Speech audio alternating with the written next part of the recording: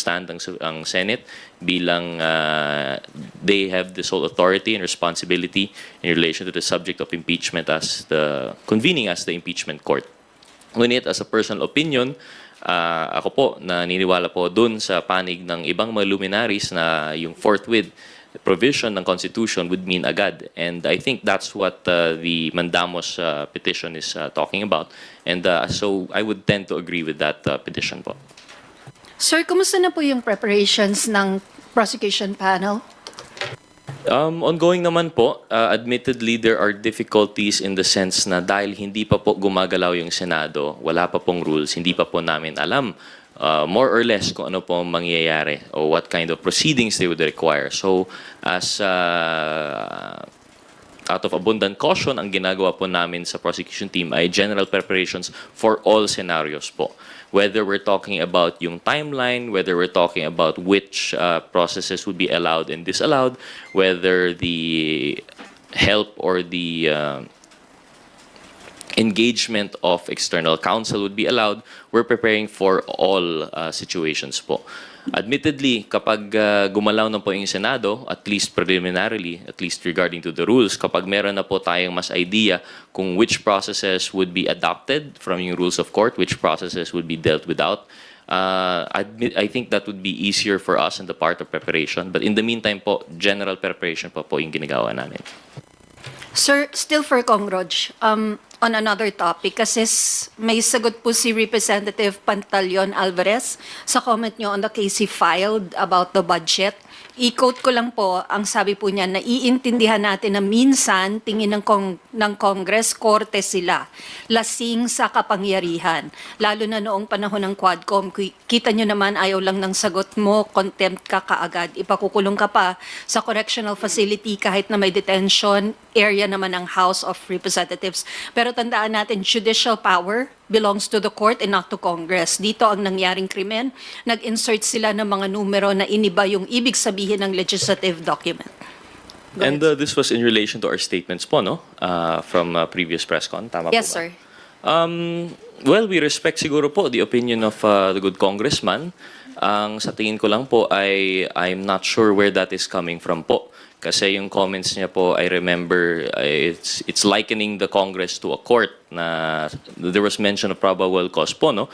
Pero if I recall our statements correctly, we were talking about yung personal motivations that might accompany it, the timing of the case.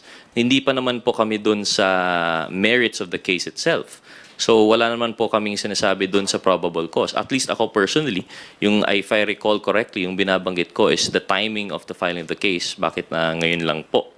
So definitely we don't want to prejudge no kung merong probable cause mo or hindi. In fact, what we mentioned, if I recall correctly, is that we welcome po, no, we respect the right of anyone, not just the good congressman, but anyone who would like to seek redress before the courts.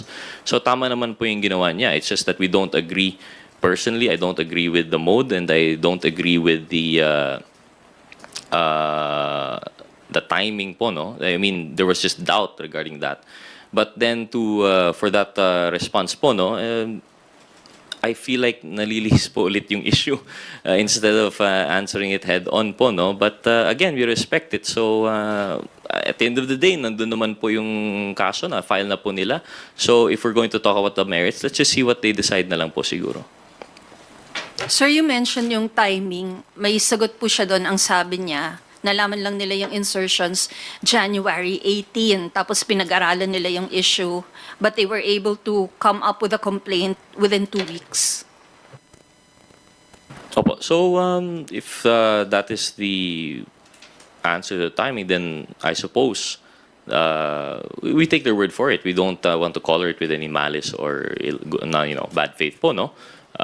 We take the statements as it is. Yung sa akin lang po, it's just that the timing that it would come out after the news of the impeachment, yun lang po naman yung nahitanong po namin dito last time. And it's not even about probable cause po, no? Yung tanong lang po namin talaga is just the timing in general. But if more importantly, if satisfied po yung taong bayan sa sagot na yun, then I guess we'll take it for as it is po, no? On face value. Thank you, sir. Thank you, Tina. Mela Lismoras from PTV4. Hi, good morning po, Kong Zia, Kong Rog. Unahin ko lang po kasi naka-calendar na nasa house calendar na sa website yung TRICOM hearing bukas. May I just ask, ano po yung susunod na magiging hakbang ng House TRICOM kaya sakaling magpatuloy nga hindi pagdalo ng social media influencers and vloggers na nauna ng hinaina ng show cause order ng committee? And just to highlight, bakit po ba mahalaga yung pakilahok nila dito nga sa nagpapatuloy na investigasyon? Meron natang show cause order na those invited guests who did not appear in the second committee hearing. So if there's no valid reason for their absence again this time, baka umakyat na yan sa siya nag-show cause order and then baka isupina na sila. I think the issue that the TRICOM is now discussing is very much important kasi ang age po natin talaga ngayon is its information technology and we are using the internet as a space to exchange ideas and inputs. And sometimes, lalo na pag ganitong campaign period, talaga nagagamit ito to propagate fake news. I think all of us should agree that we need to regulate this, the dissemination of malinformation, disinformation. And the invited guests who are supposed to appear in last committee hearings are very active in the online discourse. And we hope that we can get some inputs that they might like to share to the committee so that we can formulate a much enabling law that would really reflective of the need to regulate itong open space in the internet. So, sa akin lang, it's not really an issue. There's no reason for them to skip again the committee hearing dahil ito naman ay pinapakinggan naman natin ng lahat ng punto. No, hindi naman we're not actually running after these bloggers. We just hope that we can give them the proper venue where they can actually share their inputs and so that we can also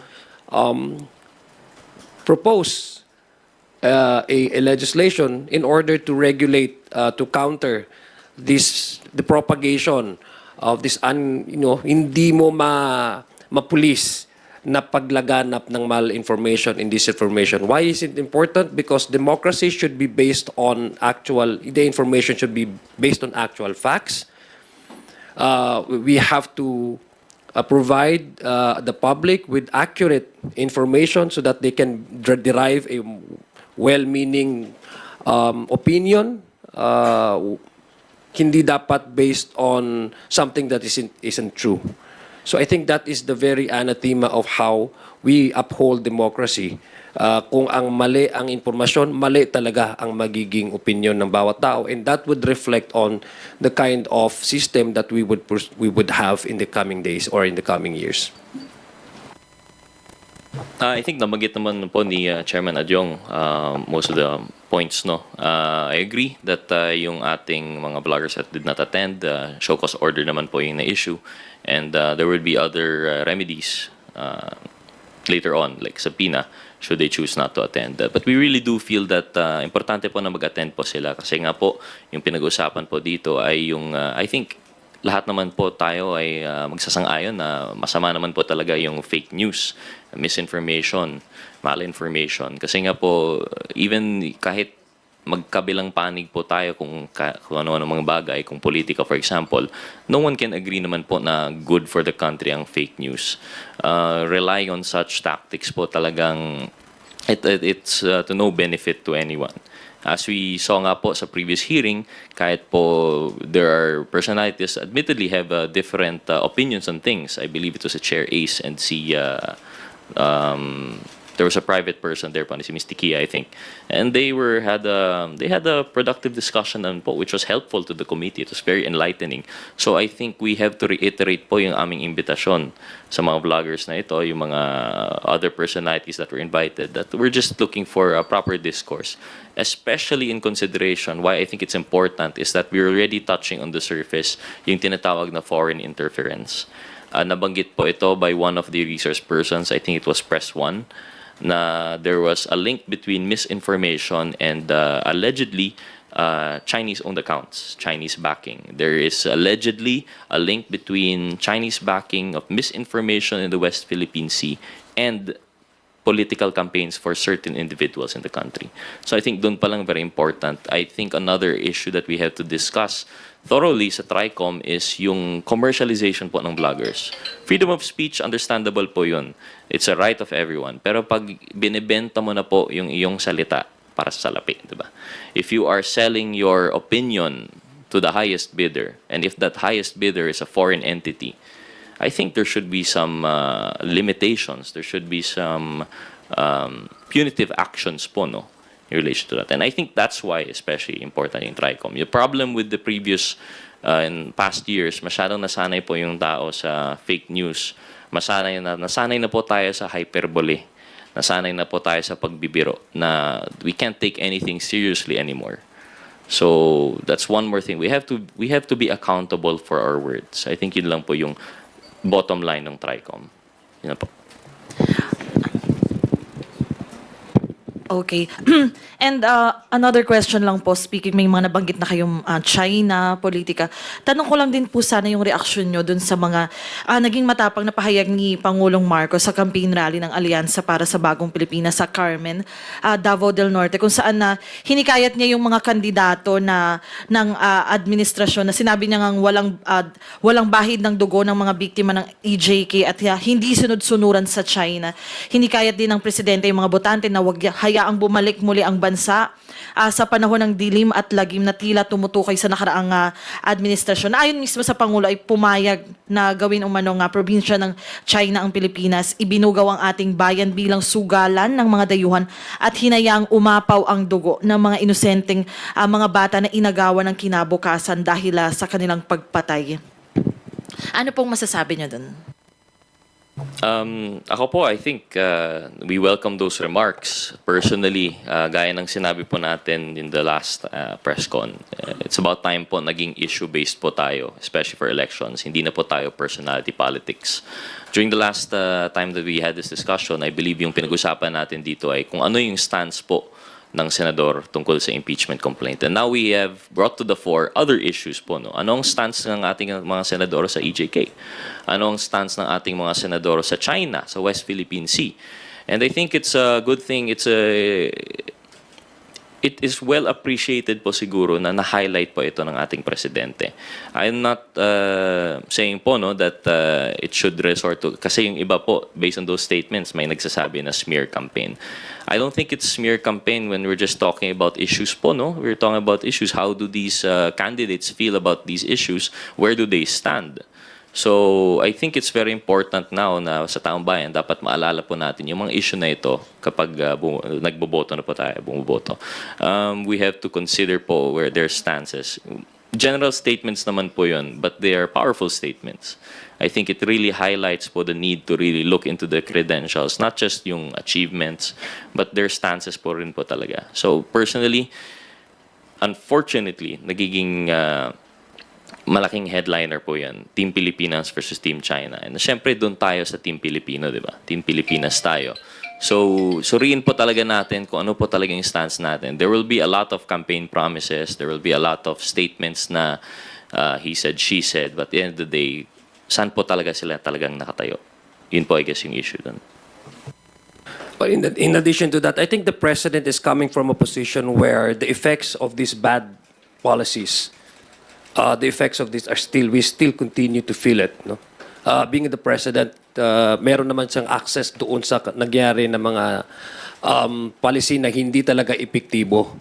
So I think that's where the president wants to be very clear about it, na there are certain issues and policies before that up to now, nakikita natin yung effects, yung effect ng West Philippine Sea, the aggression of China against our fishermen, at sa Coast Guard, the effect of the POGO in the previous administration, hanggang ngayon, niraramdaman natin yon, at marami pang iba. No? So I think the president wants to track a direction where these possible senators, no, and mga candidates, would have to really draw the line whether they want to pursue his administration's policies of, number one, we can curb illegal drugs and illegal syndicate without even making so many bodies lifeless in the streets.